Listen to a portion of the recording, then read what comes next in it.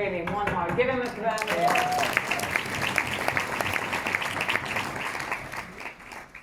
So, our next speaker. It's to introduce a thief. Who? You have to introduce a thief. A thief? Yeah, the one that took the presentation. The thief. He doesn't care though. He doesn't care if he steals. It's an absolute honour to have him with us today in the UK. It's a first. For me, introducing this man, his journey within the company has just grown and flourished. If somebody says to me this person's name, he shines so bright with fitness. That's first. Fitness and energy. Passion, absolutely. Passion runs through his veins with Zinzino. But he's absolutely passionate about every single one of you and us. Now, his title is just crazy. Because even if I just list 3 things that he actually does, it doesn't even tick any of the boxes apart from just the 3, and there's so much more that he does. 1, he's responsible for all the directors' trips and all the ambassadors' trips. But isn't it funny how he kind of goes, I'll take that on, because what he does do is then he goes out on a nice little holiday, checks them all out first. We know what he's doing. And then he comes back and goes, oh yeah, Thailand Phuket, it's really great, look at this. It's going to be a good one. So it's a real hard job for him, it's a hardship. Every time we're on a director's or an ambassador's trip, he is there. He makes us doesn't make us, but he's there so passionately, doing all the exercise routines. He's just full of fun. What else does he do? He looks after all of the ambassadors within the brand ambassadors within the company. The list is absolutely endless, but what I love him for is his personality, his passion, and what he delivers every single day to us, and he pours into us. Please be upstanding and welcome the lovely,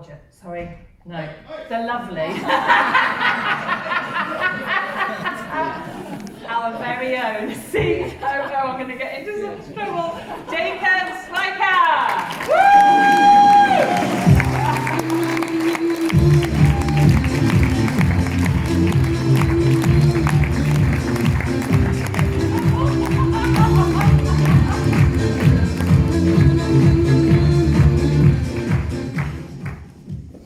Did someone record this introducing phase? Because I need to send this to my boss in Sweden. Thank you, Sean. I love you too. But I love your husband as well. It's actually the first time that I'm at a UK event. And I'm really ashamed that I have to say that it was, I think, 26 years ago that I was in London. 26 years ago. Yeah, people like, what? And I was there with my, at that time, girlfriend and her parents. And her father was turning 50 during that weekend. And he is a big fan, no offense for someone here, and I think I will hear some booing and cheering, but he is a big fan of Arsenal. Yeah, mostly booing. But. The right team. And we saw a game, because that was his biggest dream, and the game was against Aston Villa. And what I found out then, and I know that that's the case here as well, today I already sensed that, and when I came off the plane yesterday on Heathrow and I visited our bank here in London, I felt that as well, is the respect and the love that people have for, in this case, for me. And when I was on that stand, at that time it was Highbury, the first game, it was one of the first games for a player called Paul Merson. And he played years for Arsenal, I think. And he played then for Aston Villa. And I've never seen a crowd like cheering and clapping for a former player that played for another team. And that was like, wow, what is this? People were, and that I feel really when I'm in the UK. So thank you for having me here. I have to be honest, I had to ask myself into this event. So I just throw up some, hey, I'm in London and that date. So, and then finally Steve, where is Steve? Is he here or is he doing something else? Give Steve a big hand, because everything what we have done here is because of Steve. And Steve just said, well, you can visit us and you can probably talk a little as well. So, okay, I'm coming.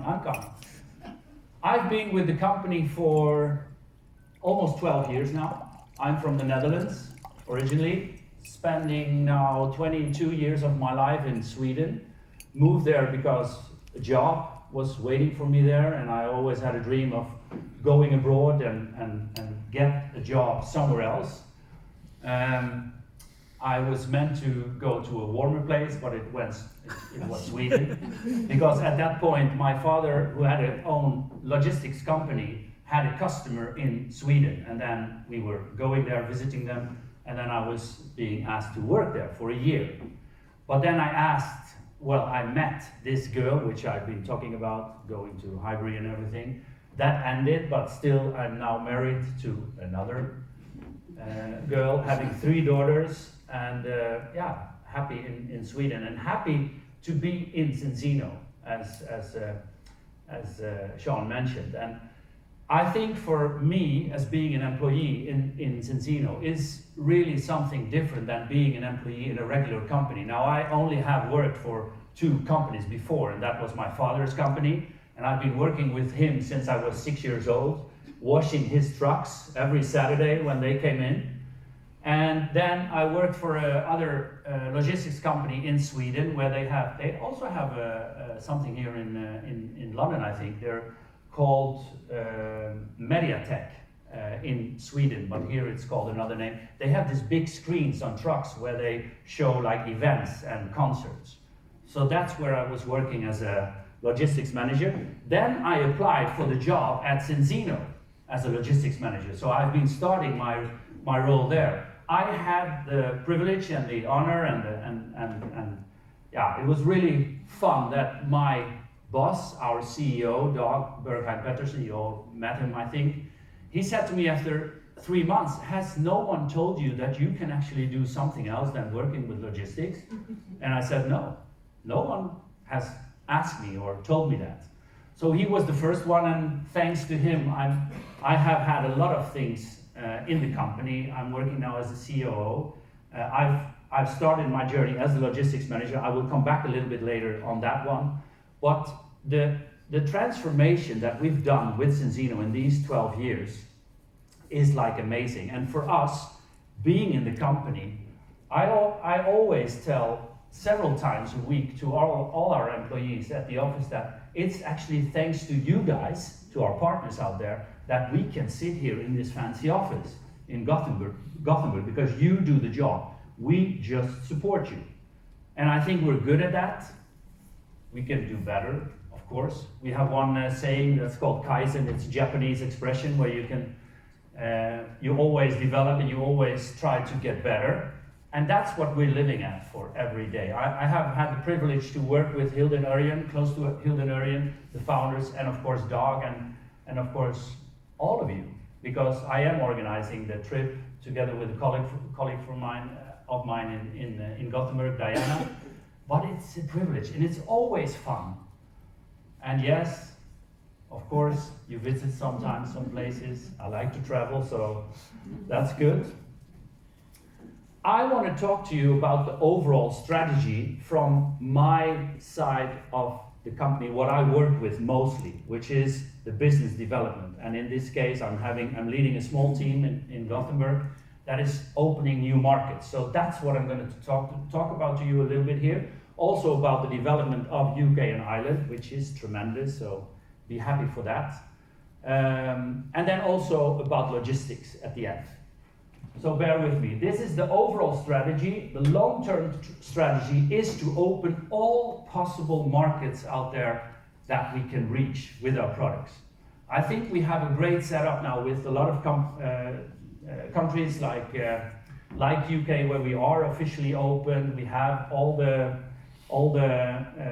products registered. We have a local company. Everything is said and done in UK, but also in countries in the whole of EU, and some in Latin America and in Asia. But we want to reach more people out there. So that's our overall goal.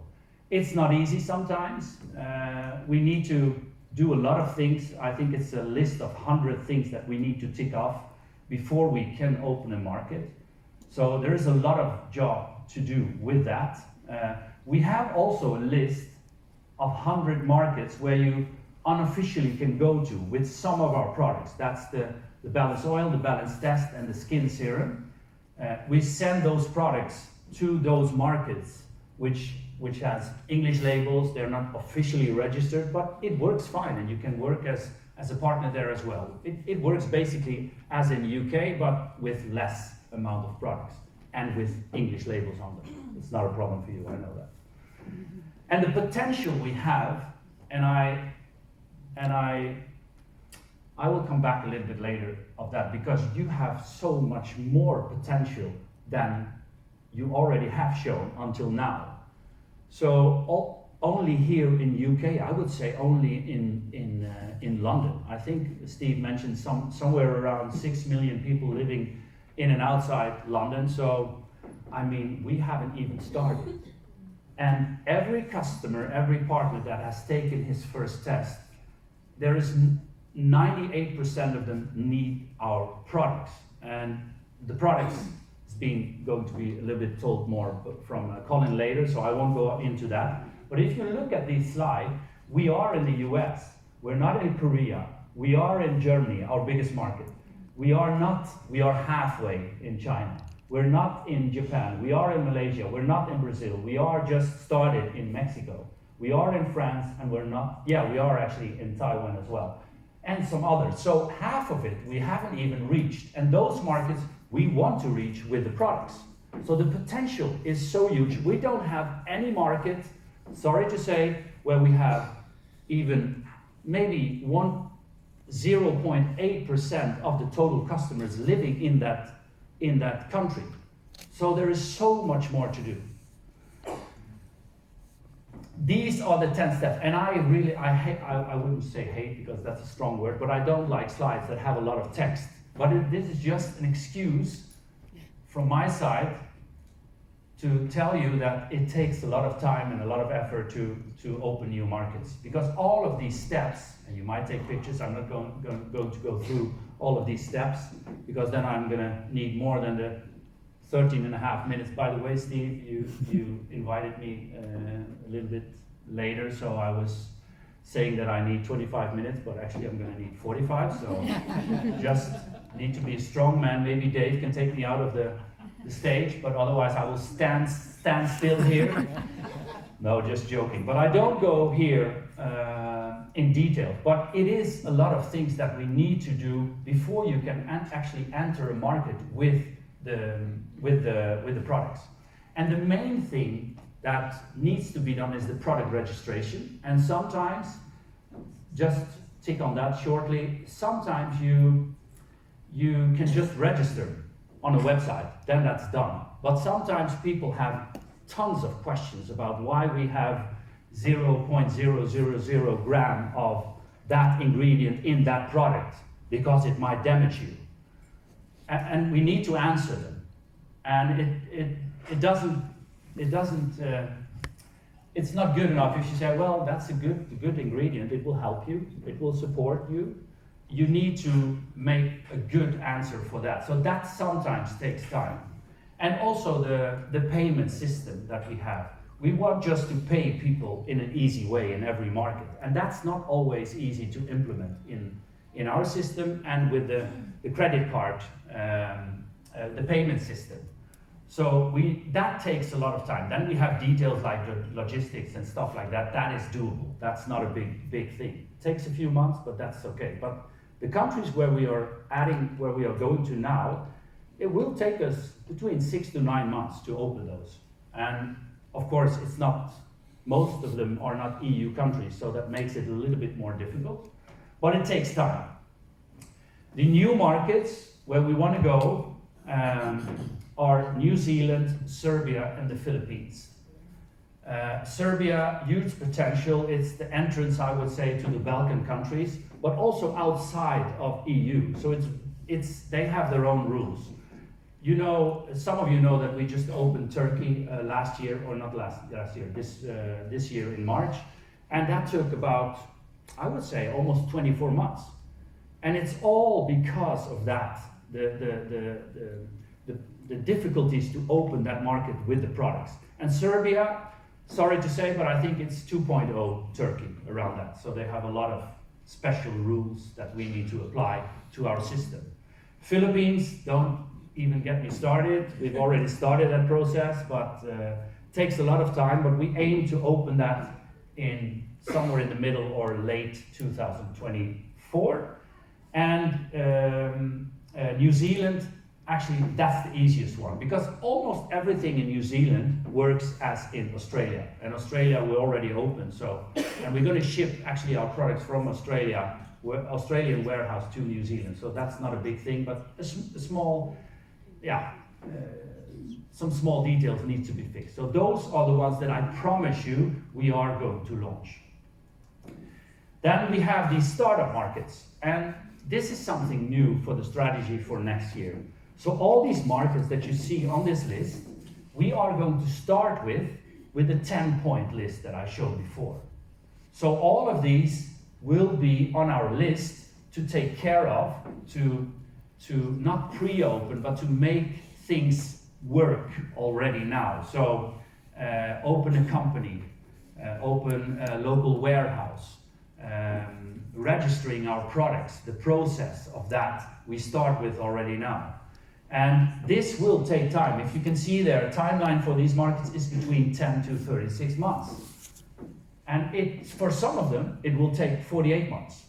China, South Korea, Indonesia, they're huge markets, but they have really, really difficult and sometimes strange rules, which we have to apply on. Not to mention the investment you need to make before you can even start. So there are countries here where we have to make an investment of up to $2 million to just put on an account there and have it there until we're open. So we can't, use them. It's just there on an account for us until we start the business, and then we get it back, or we can use the money.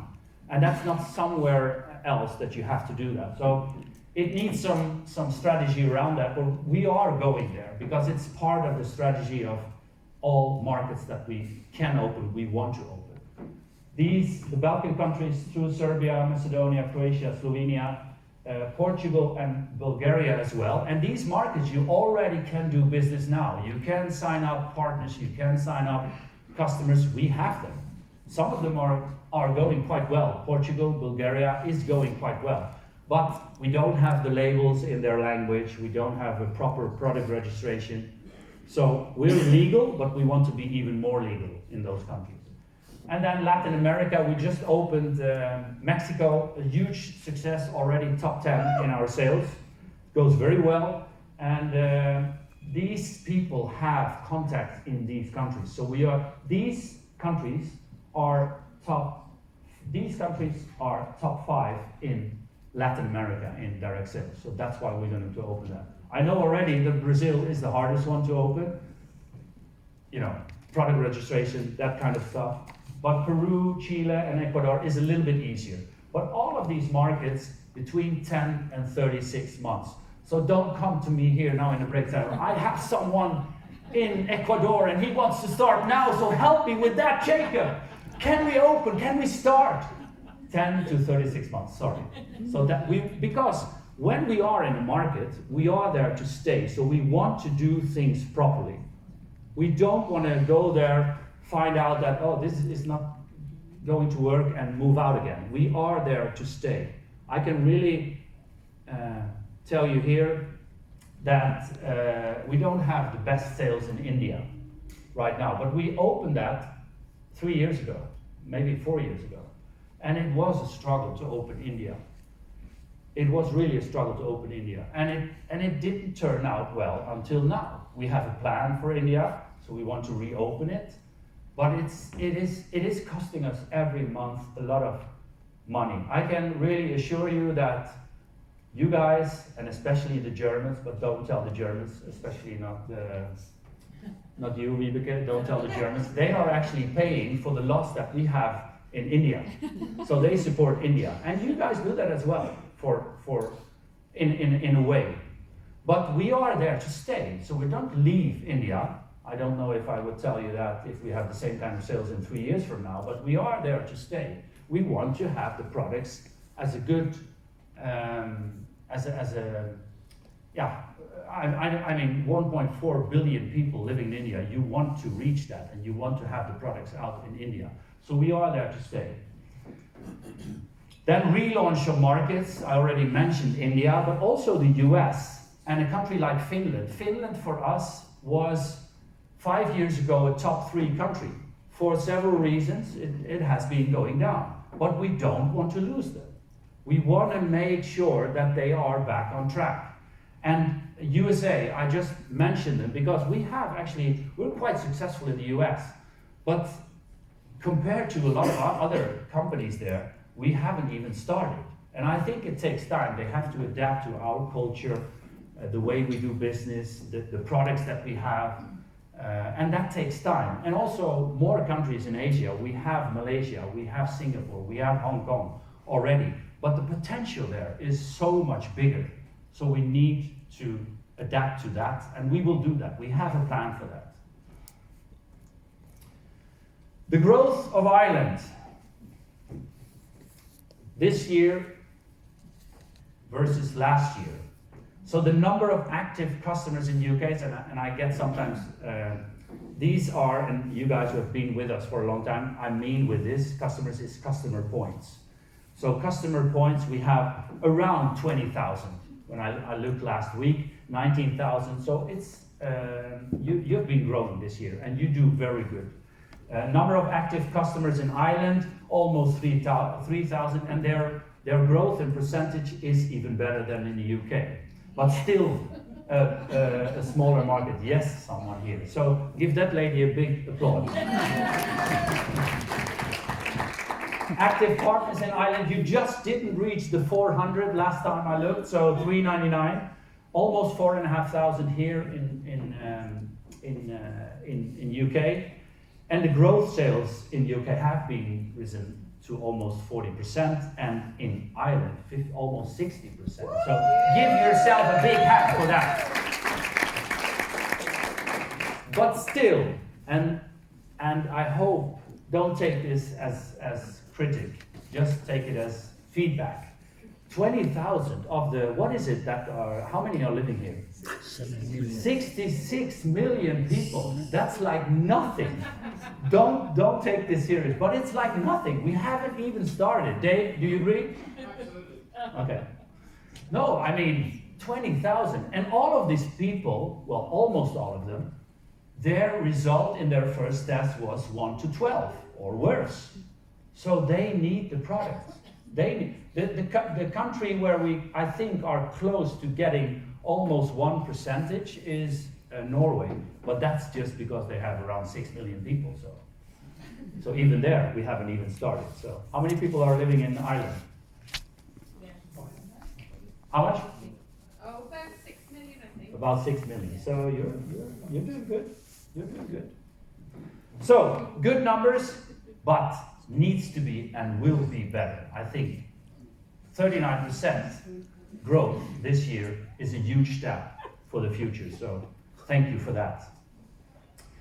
Dan Sensino Logistics. I'm not so very proud of the logistics work that we've been doing here in UK. And you could say that, okay, but well, we as a company, and I remember a year ago or 2 years ago, I had this meeting with some partners that said that your distribution, it sucks, Jacob. It's not good at all.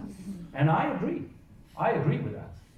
So we need to be better. And I think when I'm mentioning then, I thought, yeah, but is it my fault that UK went to Brexit? Is it my fault that it's not part of the EU anymore? And of course it's not, but you are customers, partners for Zinzino, so it is our problem. And we are going to take care of that. I think it has been better, to be honest, because it was a lot of trouble for a year, let's say 1.5 years ago. I think it has been better, but it still can be better. And from the beginning, and this is really the beginning, look at this picture. This picture is from 2012, when I started at Zinzino. We were in another office than where we were now. We were literally in a basement, where I was leading a team of 10 people at logistics, and they were packing these coffee machines, because at that point we only have coffee machines and espresso pods that we were sending as a subscription. And I can promise you that if we would send between 1,500 and 2,000 on a Friday for the whole week, so through the whole week, and then we reached 2,000 on a Friday, I would treat everyone in this basement on pizza, because that was a new record then. Now we send our products like 2,000 every 15 minutes, I would say. But we don't do that from a basement anymore. I think this is being taken with an iPhone 2 or 3 or 4, somewhere around that.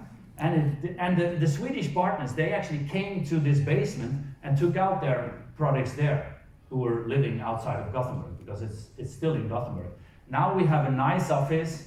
We have a three parts logistics company that we work with, several of them, and we have them in many places in the world. And I don't have, this slide is actually a little bit older, so we have actually one in Istanbul, in Turkey now, which serves the Turkish markets, and since a few weeks ago also one in Mexico City, where we serve the Mexican customers. But all of these places we send our products from. And the biggest ones are these one in Sweden. They serve all of Scandinavia and the Baltics. Radial in Poland, which serves the eastern part and the middle part of Europe. And then Logifair in France, who serves also UK and Ireland, but also these part of Europe. So 80%, still 80% of all our packages, and that's around 110,000 a month, they are being sent in this area, I would say. Turkey is taking over a little bit, as well as Mexico, but the other 20% is being served from South Africa to Asia, to many places, and also in Canada and in US. So a lot of places where we send out the products from. And I think it would be a good idea to have a logistics company here in UK. Yeah. Don't be too excited yet, because you haven't heard the whole story. But this one, outside of Manchester, that's the company where we are working already with. You see that Radial, that's the company that we work already with in Asia, in South Africa, no, not South Africa, in Asia and in Poland. It's a good company owned by the Belgian Post, and they are having their own warehouse in Chedderton outside Manchester. They are logistically lying in a very good place where all these companies have their distribution from. I can tell you one thing, that if we are going to do that, and it's 90% sure that we are going to do that, because I think we need it, that the way we're going to deliver your packages will be much better, faster. Anyway, much faster. So that's the biggest advantage. They are specialized in MLM companies, so they already work with MLM companies, so they know how to do it. The only thing is, and this is something that I just want to, you need to think about that, because opening a warehouse is also costing money, because we need to send a lot of products to this warehouse to serve you guys. So now you are in France, so we have a part of our products and packages are in France, together with all the other countries. So if we're going to put out Ireland and UK in this, it needs more products, and we need to stock up because we don't want to go out of stock. So we need to stock up. So it's not sure. I'm let's say 95% sure that it will be cheaper for you. That it will be cheaper for you because this costs money. The distribution of it, so the way that they, send it with the car is actually cheaper, of course. But this will take more money.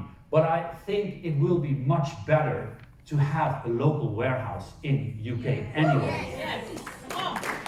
So we are working on that, and I really can't tell you, and I won't promise you when that will be. It's not going to be years, I promise you that. And I'm pushing for that. I still have some of our... There's someone always interrupting. That's the same lady that was like, oh, gorgeous Jacob. Okay. So, but we are going for this, I can promise you that. But I can't tell you when it will be. It's not taking years, but we need to do that in a proper way. So bear with me and hang out with the things that we have right now. I know they are actually working, so it's fine. But we want to do better. So, is that okay? Yep. Okay. I really want to thank you all for listening to me and paying attention here to me. I know it's not easy always being the first one on stage because people are like, okay, I just had my breakfast. Everything is fine. Let's start this a little bit easy today, and let's put in the energy later when all these other guys are on stage. But I want to end this with a short energy boost. So if you would like to join me, I'm going to film myself and you. And when I say stand up and clap, you just stand up and clap like you've never done before. Is that okay? And the ones that don't want to do it, just sit down. But I hope everyone will join with me. So let's end with that.